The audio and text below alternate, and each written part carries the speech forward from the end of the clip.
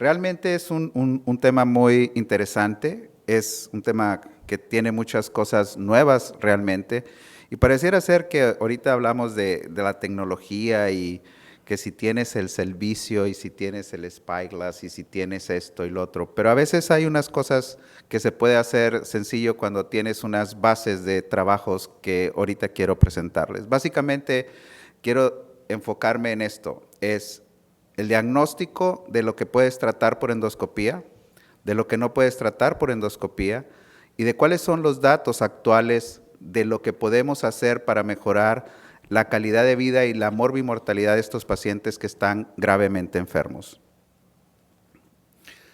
De la pancreatitis esto es lo que conocemos, más o menos esta es la historia desde los principios de la autodigestión hasta la genética y hasta lo que en 1996 cambió mucho acerca del descubrimiento de los genes que daban pancreatitis hereditaria y ahora, como hemos visto en la plática del doctor Rubio acerca de la genética, la microbiota y lo que tiene que ver con todo esto y que en ratones de manera experimental puedes hacer cosas acerca del páncreas, pues aquí acerca de la enfermedad celíaca, aquí en el páncreas también tiene un papel importante en las investigaciones.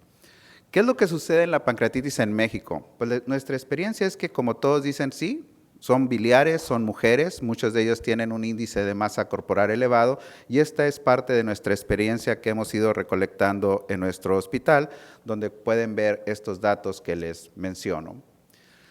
Se ha dicho mucho acerca de cómo clasificar la gravedad o no gravedad de la pancreatitis. Al final de cuentas, después de todos los scores y todo lo que quieras, se resume en aplícale esto, que es la clasificación de Marshall modificada para saber qué paciente puede estar gravemente enfermo o puede desarrollar falla orgánica persistente y después complicaciones mayores, y esta es la clasificación que se usa.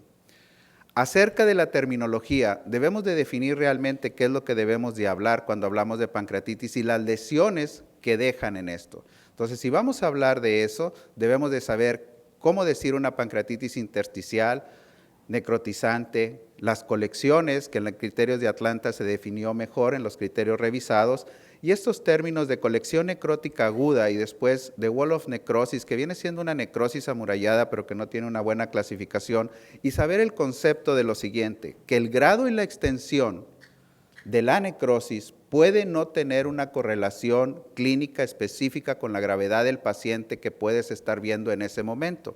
Entonces, no se vale acerca de que, oye, está muy mal porque tiene Baltasar, D, E, etcétera. Sí, tiene más potenciales de estar mal, pero probablemente no esté desarrollando falla orgánica, o a lo mejor una intersticial te está desarrollando falla orgánica, y eso es muy importante en lo que debe uno de saber. Los pacientes inicialmente fallecen por fallas orgánicas y después fallecen por infecciones, como podemos ver aquí en esto. Y estas son las colecciones. No quisiera detenerme mucho, pero decirles que pueden venir estos pacientes, ves estas colecciones como se observa aquí y posteriormente van a desaparecer en el tiempo la gran mayoría de ellos.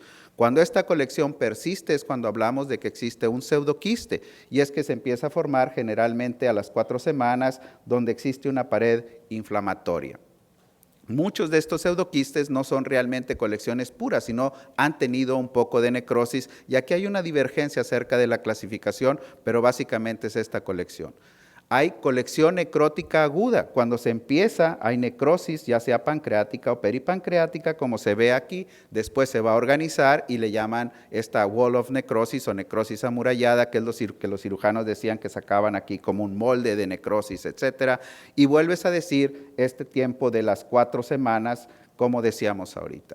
Y de esto puede haber aire y puede haber abscesos, pero puedes tener este absceso y aire y puedes tener un paciente que tiene aparentemente poca necrosis, que está en estas condiciones, y otro paciente que está casi igual y lo tienes con una sonda alimentándolo en un cuarto sin tener mayores problemas. La evolución era la cirugía inicialmente en todos los que pensabas que estaba infectado, pero después, en el advenimiento prácticamente en el año 2000 de ciertas cosas de mínima invasión, esta historia fue cambiando, como pueden ver aquí en esta gráfica. Y todo esto cambia acerca de que se definen mejor muchas cosas que hacer, y en esta época viene ultrasonido endoscópico, ya no tanto diagnóstico, sino terapéutico, donde puedes hacer muchas cosas y definir este tipo de lesiones y manejarlas ya sea con punciones, con prótesis, de diferente manera, como vamos a ver. El punto del parteaguas en todo esto de cómo abordar estos pacientes graves es este estudio del New England de hace prácticamente 6, 7 años, donde ellos hacen una evaluación progresiva. Dicen, bueno, tengo un paciente con necrosis, voy a hacer primero punciones y después de las punciones voy a ver si mejora el paciente y si no mejora voy a intervenir haciendo una necrosectomía, ya sea quirúrgica o endoscópica de alguna manera. Y los resultados globales fue esto, que los pacientes que tenías un abordaje de step-up, o sea, progresivo, tenían menos complicaciones. Aquí vemos cómo estos tienen mucho más complicaciones, más morbimortalidad, y eso fue lo que demostró este trabajo hecho por el grupo holandés. Y ellos definen y dicen, drenaje percutáneo o endoscópico, paso 1, que esto lo puede hacer un radiólogo, y si hay un radiólogo intervencionista en la ciudad, puedes empezar a hacerlo de esta manera, no necesitas ultrasonido endoscópico y otras cosas, y el segundo paso es debridación, cirugía o endoscopía. Esto es lo del ultrasonido endoscópico, que hace todo esto, que no me quiero detener mucho, donde puedes ver y pueden remover, dilatas, pones prótesis, etcétera, drenas, tomas muestras, o haces debridaciones, que esto lo puedes hacer con balones, después pones prótesis, aunque no existen accesorios específicos para ellos, pero cada vez se hace todo esto, cada vez se hace de manera más segura, siguiendo una serie de pasos que se tienen que hacer para tener menos complicaciones, y en ocasiones se dejan drenajes nasoquísticos y que con esto mejoras la probabilidad de tener una respuesta adecuada en un final. ¿Qué es lo que vino a cambiar todo esto? Este tipo de prótesis, que son prótesis que las puedes poner exactamente donde tú quieres, son de un buen diámetro y permiten tener un mejor acceso para hacer las debridaciones o colocar este tipo de prótesis plásticas para seguir teniendo permeabilidad y volver a entrar a hacerlos. ¿Cuáles son los resultados reales de todo esto? Bueno, este es un artículo multicéntrico donde se demuestra que el éxito, si haces, es casi del 86%, las reintervenciones son pocas, pero sí, bueno, se tiene casi un 20% de complicaciones, pero son mucho menores a las quirúrgicas. Este es las guías, probablemente las mejores guías que hay hasta ahorita acerca de qué hacer, donde dicen que los pacientes que tienen estas complicaciones, tú puedes ir paso a paso y ya está claramente definido, donde dices, la mejor intervención que debes de hacer es poner un catéter de drenaje, y después de esto ver si hay necrosectomía por endoscopía o por cirugía, generalmente mínimamente invasiva. Y estas guías fueron parte de lo que viene siendo después un trabajo multicéntrico hecho por el grupo holandés, donde ellos demuestran con un gran número de pacientes, de 8 centros, etcétera, donde ellos van a probar lo mínimamente invasivo, quirúrgico contra endoscópico, y lo que encuentran prácticamente al final es que, si se puede ver aquí, cuando ellos dividen a los pacientes por grados de gravedad o de riesgo leve, intermedio o mucho riesgo, ellos demuestran que en este grupo de muy alto riesgo y de riesgo elevado es muchísimo mejor tanto lo quirúrgico como lo endoscópico en este grupo de pacientes. Entonces esto es muy importante porque va y debe de cambiar totalmente la manera en que abordamos a estos pacientes. Después viene, corroborando estos datos, este estudio tensión acerca de el drenaje o la necrosectomía, pero ya en pacientes que tienen infección, no en pacientes que no tenían infección como fue lo anterior. Y de ellos son 19 hospitales en Holanda, donde ellos pueden aleatorizar 98 pacientes. Vean cómo es un gran número de pacientes que fueron seleccionados, solamente la cuarta parte de ellos, en 2 grupos, donde recibieron tratamiento endoscópico o tratamiento quirúrgico de esta manera. Primero, mínimamente, primero drenajes y posteriormente a seguir a las debridaciones. ¿Qué buscaron? Bueno, muerte o complicaciones mayores que ustedes ya las conocen, como falla orgánica, perforación, etc. ¿Y qué fue lo que encontraron? Pues en ambos grupos, prácticamente lo cardiovascular era más presente en el grupo quirúrgico, la mortalidad no hubo diferencia, y como puntos secundarios encontraron que había más fístulas pancreáticas y más estancia hospitalaria en el grupo quirúrgico.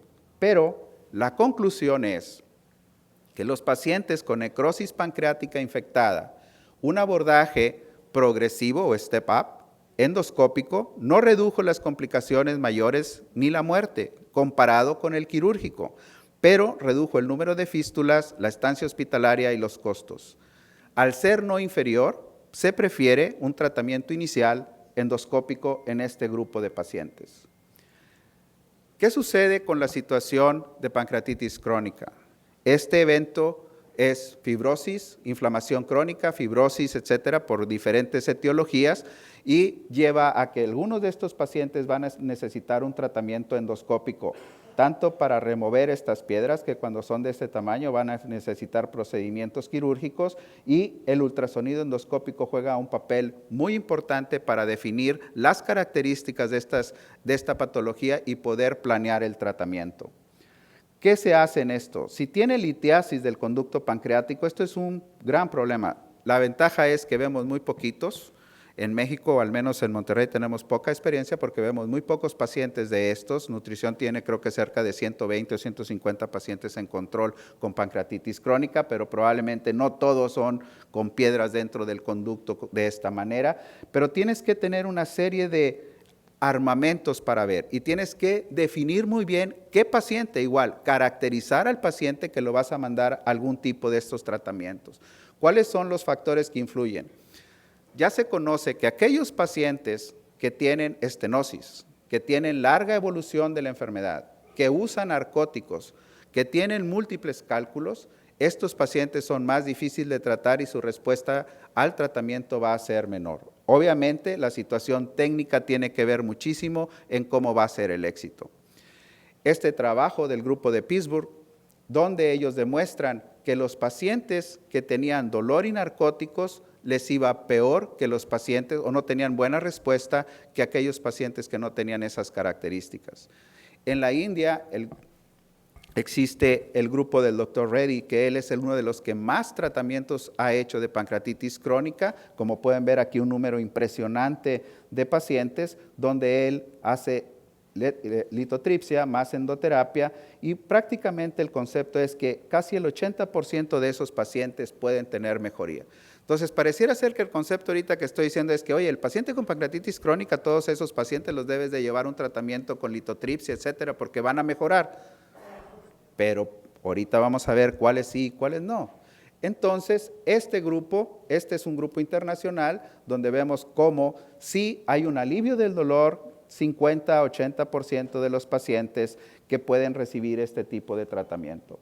Complicaciones, pues realmente las complicaciones no son muchas y muchos de estos pacientes tampoco requieren un tratamiento quirúrgico para estas complicaciones.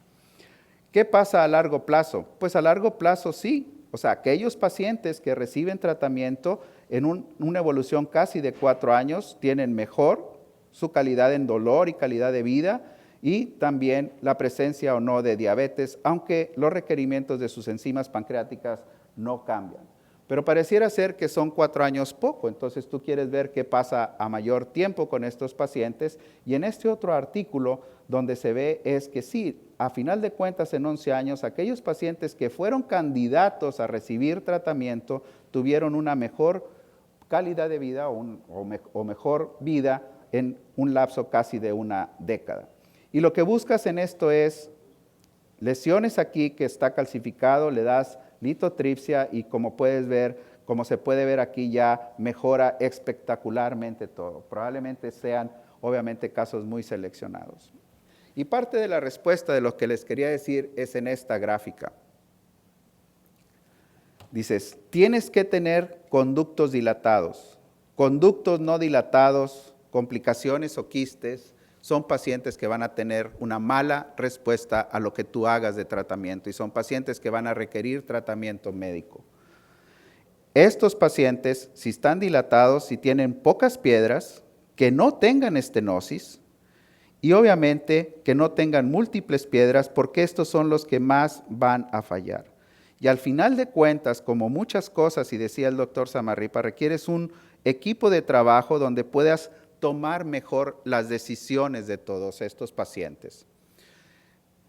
Probablemente es como dice la experiencia del doctor Reddy, y esa es una diapositiva de él totalmente, es acerca de que estos pacientes sí pueden beneficiarse, este paciente con calcificaciones a lo mejor pudiera ser en esos centros y este paciente realmente no es ningún candidato a recibir tratamiento endoscópico. ¿Qué pasa si los operas o les das solo tratamiento endoscópico? Pues en realidad sigue siendo prácticamente igual los resultados que se publican en esta base de datos de Cochrane acerca de cómo les va a ir a los pacientes con uno u otro y depende mucho de a quién elegir. Entonces, viene ahora las estenosis y lo que decía parte del doctor Samarripa acerca de prótesis en el colédoco. Aquí, prótesis pancreáticas. En general, concepto básico es un páncreas que no tiene daño crónico y que tiene alguna anormalidad y que alguien le pone una prótesis pancreática, debe ser corta, de protección, sobre todo para colangios, durar muy poquito tiempo, retirarla o que sea una prótesis que se caiga sola, debido a que va a tener alteraciones del conducto pancreático si está sano. Pancreatitis crónica es totalmente el concepto diferente y se ha puesto prótesis plásticas.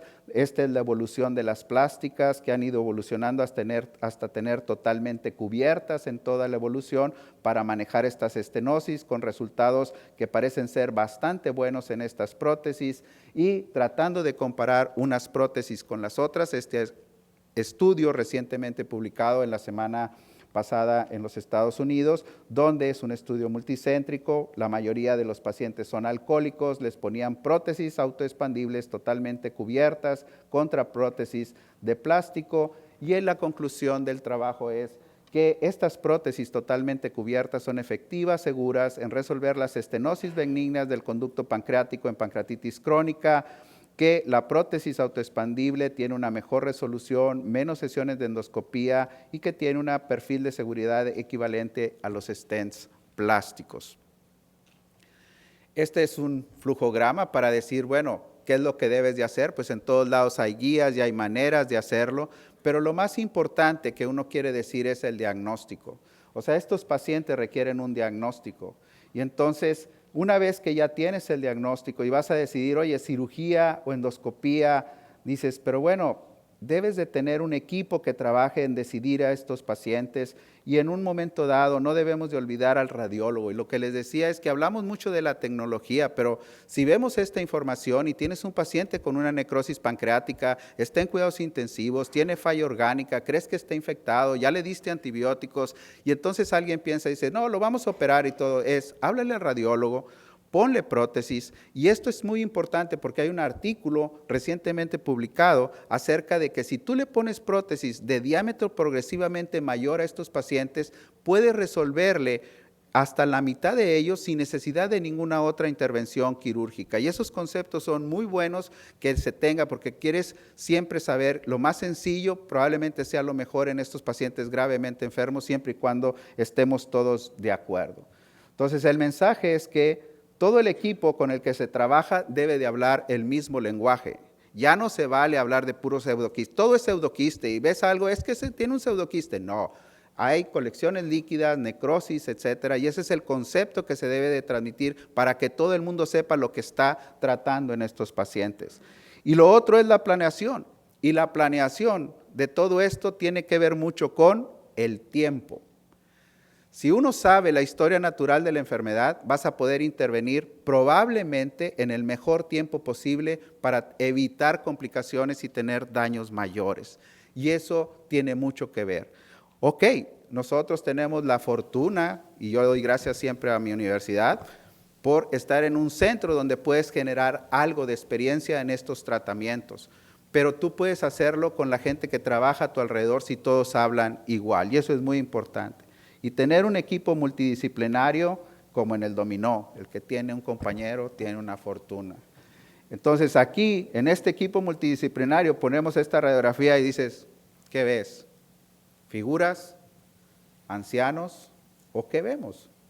Pues eso es parte de la cuestión que uno quiere decir cuando ves un paciente con pancreatitis. Cada quien le ve parte diferente. Puedes ver, y esta es una figura de una anciana, o puedes ver, y aquí están dos monjecitos, ¿sí?